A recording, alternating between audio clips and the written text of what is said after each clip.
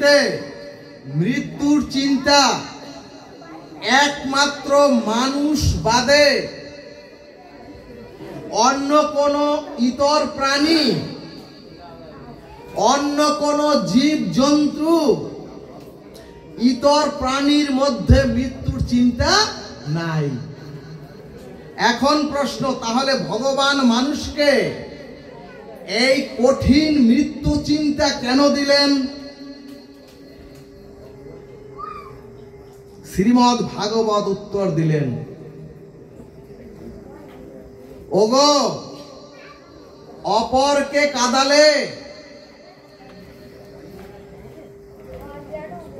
ওগো অন্যের চোখের জলের কারণ হলে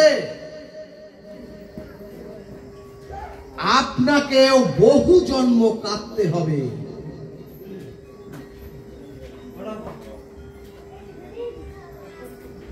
আর অন্তত মৃত্যু চিন্তা আমাদের নিরন্তর করতে হবে। ভক্তগণ, এই যে ভাগবত হরিকথা, এই দামোদর ব্রত, যা কিছু বলেন সাধন ভজন, শুধু এই হিসাবটুকু করার জন্যই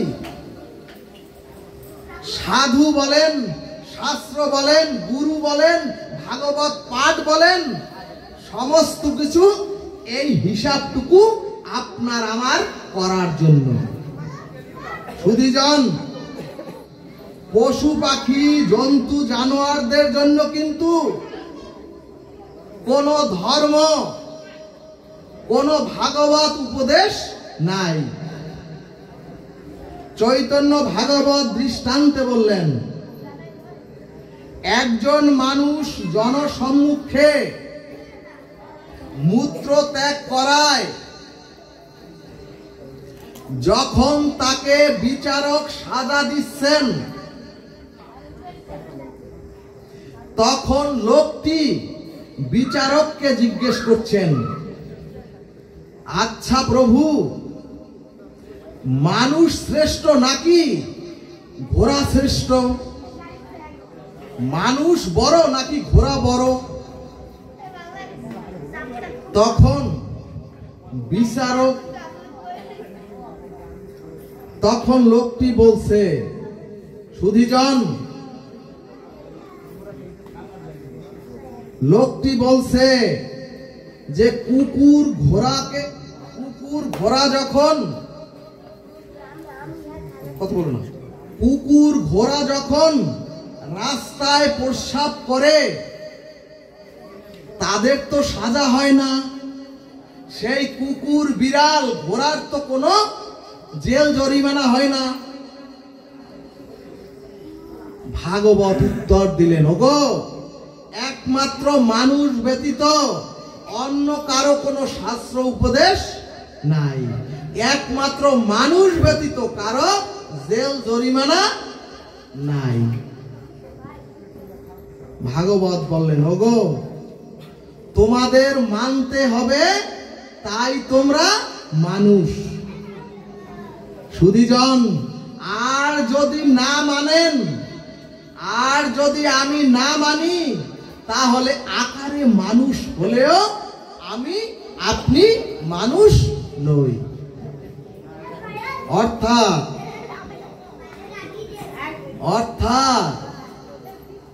তুমি যদি গুরুজনকে,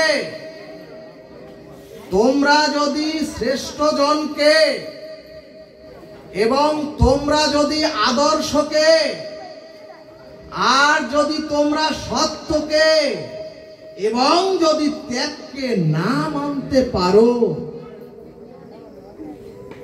তাহলে আকারে মানুষ হলেও আজও তুমি আমি মানুষ হতে পারিনি।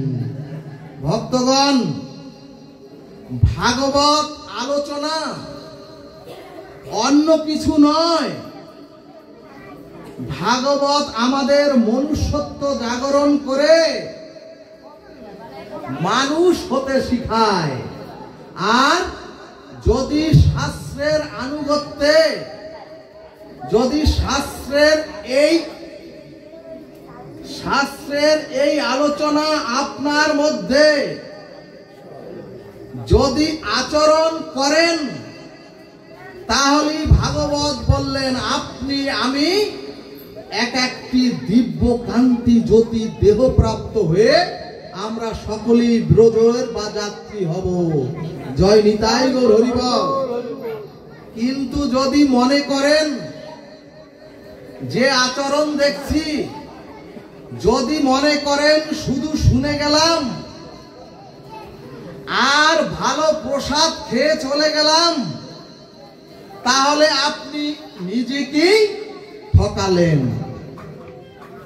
ভাগবত বলছেন, ওগো এখানে এসেও যদি বিচলিত মন থাকে আর আপনার আমার মন থাকে বাড়ির দিকে, তাহলে আপনি ভাগবত আসরে আসেননি, ভগবানের আশ্রয় গ্রহণ করেননি। অথচ এই মাইকের শব্দে যদি একজন অসুস্থ রোগগ্রস্ত বিছানায় বসে যদি মন প্রাণ দিয়ে শাস্ত্রের আলোকে উনি আলোকিত হয়, ভাগবত বললেন আপনারা ভাগবতে আসেননি, ওই বৃদ্ধ এবং অসুস্থ লোকটি ভাগবতে এসেছেন, ভগবানের আশ্রয় পেয়েছেন। সুধীজন, হিন্দুদের ধর্ম একটা ফ্যাশনে পরিণত হয়েছে। অর্থাৎ অনুষ্ঠান হবে, দুটো সঙ্গীত হবে, কিছু কথা শুনবো, প্রসাদ খাবো আর বাড়ি চলে যাব। যে সন্তানের জন্য এই ভাগবত, দেখবেন তারা ভাগবত আসরে বসবেন না, উল্টো হাসাহাসি করবেন। হরি কথাকে যে সামান্য একটু বিঘ্ন ঘটায়, পরবর্তী জন্মে তাকে তীর্যজনী প্রাপ্ত হতে হয়। সুধীজন, ভাগবত বললেন যদি সৎসঙ্গের দ্বারা কারো বিবেক চিত্ত বিচার না জাগৃত হয়, সৎসঙ্গের দ্বারা যদি জীবনে সুসংস্কার প্রাপ্ত না হতে পারেন, সব বৃথা। ভাগবত সঙ্গ করেও যদি পিতামাতার প্রতি শ্রদ্ধা জাগৃত না হয়, ভাগবত শুনেও যদি পাড়া প্রতিবেশীর মঙ্গল কামনা আপনার মধ্যে না আসে, তাহলে সব বৃথা।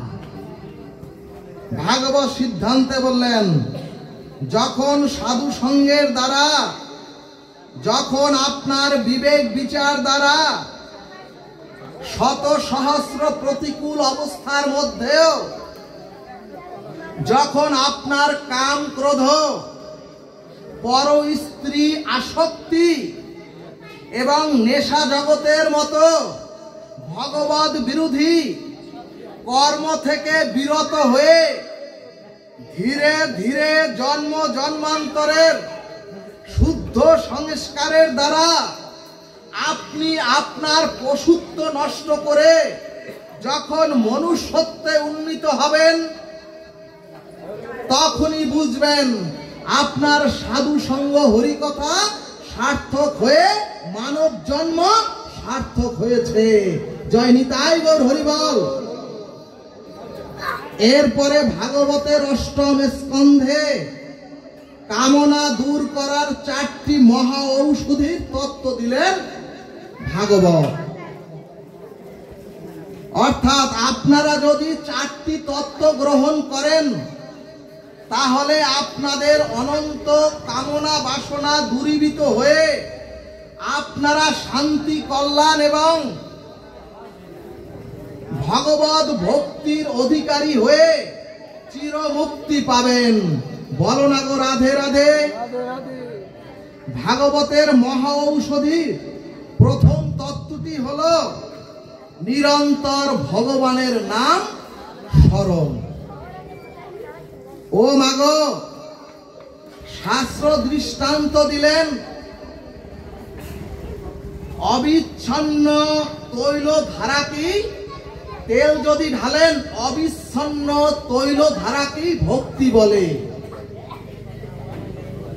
অর্থাৎ বোতল থেকে তেল ঢাললে দেখবেন তেল বিন্দু বিন্দু পড়ে না, তেল অবিচ্ছিন্ন গতিতেই একত্রে পড়তে থাকে।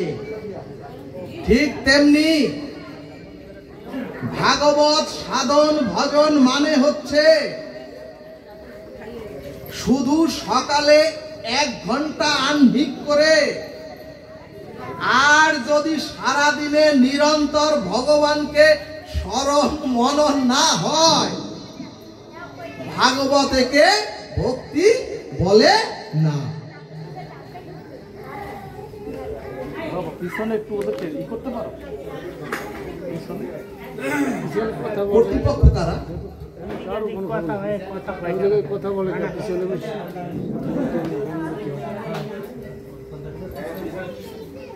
এরপরে শ্রীমদ ভগবদ গীতায় অখণ্ড পরতত্ত্ব শ্রী ভগবান বললেন, তস্মাৎ সর্বেষু কালেষু মামনুষ্যর যুদ্ধ। অর্থাৎ এই মহাসংসারে আপনার আমার যুদ্ধ থাকবে, এ মহাসংসারে রোগ শোক থাকবে, অশান্তি থাকবে, কিন্তু নিত্য নিরন্তর ভগবানের দিব্য নামকে ওর মধ্যেই স্মরণ মনন করতে হবে। এরপরে ভক্তি সন্দর্ভ গ্রন্থ দৃষ্টান্ত দিলেন। ওগো, আমরাও সাপ লুডু খেলি, সাপ লুডু খেলতে খেলতে একেবারে উপরে গিয়ে কষ্ট করতে করতে একেবারে উপরে গিয়ে পড়ি একেবারে সাপের মুখে। অর্থাৎ কিছুদিন সাধন ভজনে খুব মন লাগিয়ে একেবারে 16 মালা জপা শুরু করি, তারপরে ওই সাপের মুখে পড়ে আবার একেবারে নিচে, অর্থাৎ শূন্যতে। মহাজন বললেন, ওগো, এত কষ্ট করে উঠে যদি আবার শূন্যতে পড়লে, ওগো, এত উঁচুতে উঠে যদি শূন্যতে নেমে পড়ো, তাহলে ভজনটা অস্খলিত নিষ্ঠায় হয় না। এরপরে ভাগবত বললেন, নিত্য নিরন্তর যে জিনিস হয় না, সেই জিনিস সুগঠিত হয়ে অভ্যাসে পরিণত হয় না। সুধীজন, এরপরে চৈতন্য ভাগবত বললেন, 3 বেলা ভোজন না করলে যেমন শরীরের শক্তি বল, 3 বেলা ভজন না করলে যেমন পুষ্টি তুষ্টি সন্তুষ্টি ক্ষুধা নিবৃত্তি হয় না, তেমনি নিরন্তর স্মরণ না হলে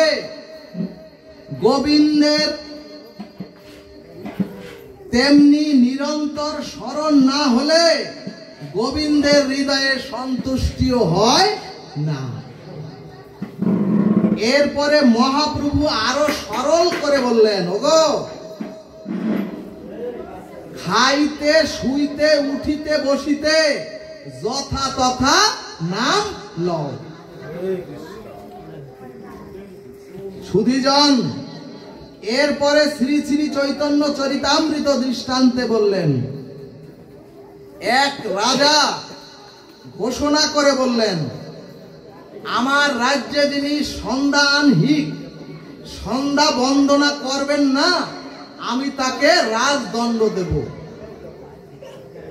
সুধীজন, দণ্ড বা শাসন দিয়ে তো ভগবানের ভজন হয় না।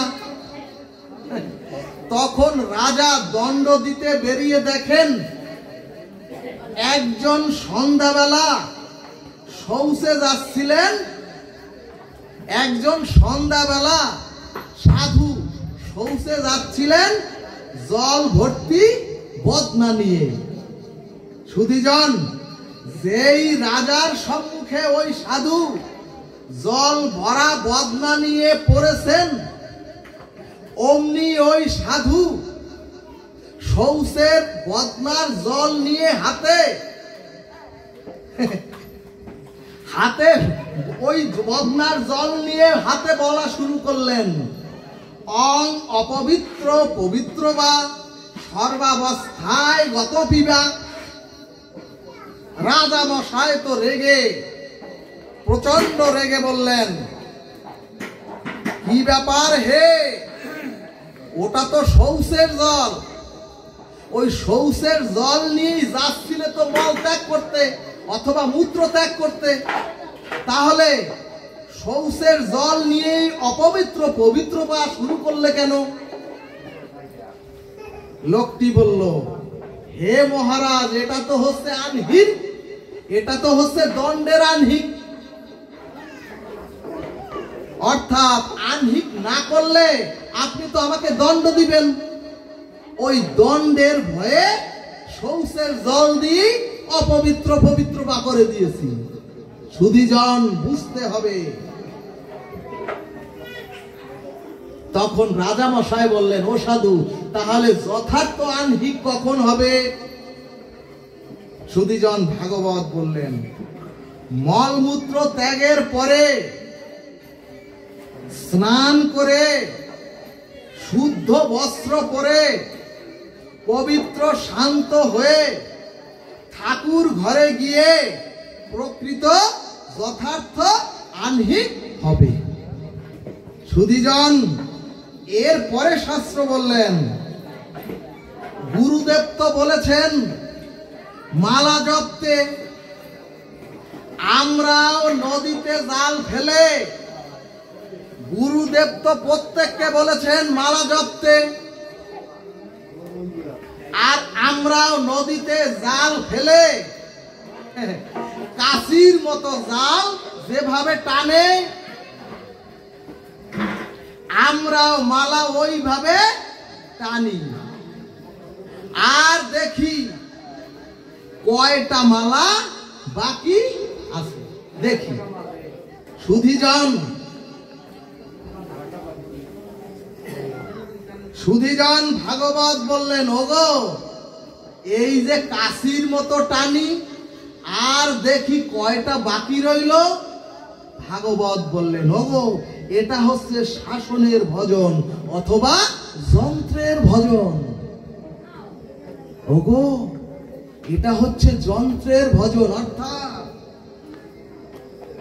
ভাগবত বললেন, ওগো, যতটুকু পারো, যতটুকু ক্ষণিক সময় পারো, ভজন করো অনুরাগে। গোবিন্দ গোবিন্দ প্রসাদের কাঙ্গাল না, গোবিন্দ এই অনুরাগের কাঙ্গাল।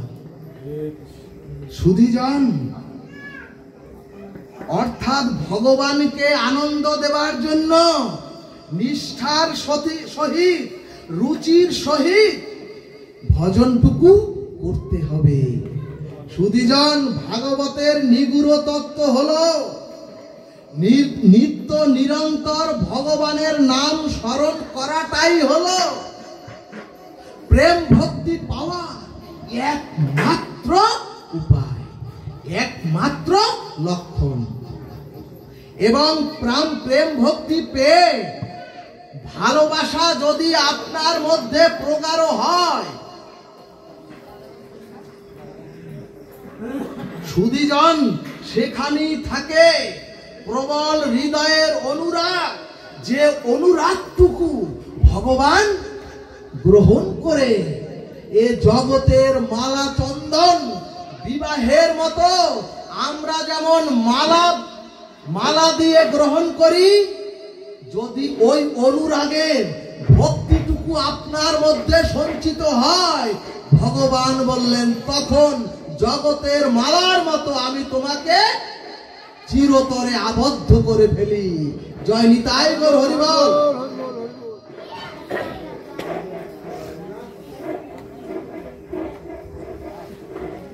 এরপরে চৈতন্য ভাগবত দৃষ্টান্তে বললেন, ওগো কোর্টের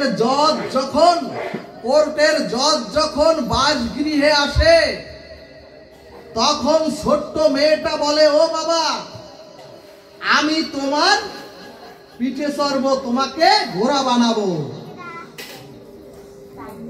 যদি বাচ্চা সন্তানটি বলে ওই কোর্টের জজ সাহেবকে, আমি তোমাকে ঘোড়া বানাবো, অর্থাৎ তোমার পিঠে চড়বো, তখন জজ সাহেব যদি বলেন, হে মাগো, আমি হচ্ছি জজ এবং আমার একটি কলমের খোঁচায় কারো ফাঁসি হয়, আর তুই আমাকে ঘোড়া হতে বলছিস? ভক্তগণ, জজ যদি এই কথা বলে, তাহলে জজকে বলতে হবে, ও জজ সাহেব, তুমি ওই কোর্টে গিয়ে বসবাস করো, তোমার এই স্বাচ্ছন্দ্য অনিন্দ সুন্দর সংসার সন্তান তোমার জন্য নয়। অর্থাৎ সন্তানের যে প্রগাঢ় সুখ, সেটা তোমার ভাগ্যে নাই হে জজ সাহেব। ঠিক তদ্রূপ গোবিন্দ বললেন, ওগো কোর্টে আমি লর্ড, ওগো তোমরা শোনো, এ অনন্ত বিশ্ব ব্রহ্মাণ্ডের আমি, ওগো তোমরা শোনো, এ বিশ্ব ভুবনের ত্রেতা অখণ্ড পরতত্ত্ব আমি, কিন্তু ব্রজে আমি তোমাদের ঘরের সন্তানের মতো, আমি ব্রজে তোমাদের ওই ছোট্ট সন্তানের মতো। সুধীজন, অর্থাৎ ব্রজ গোপীদের প্রবল হৃদয়ের অনুরাগে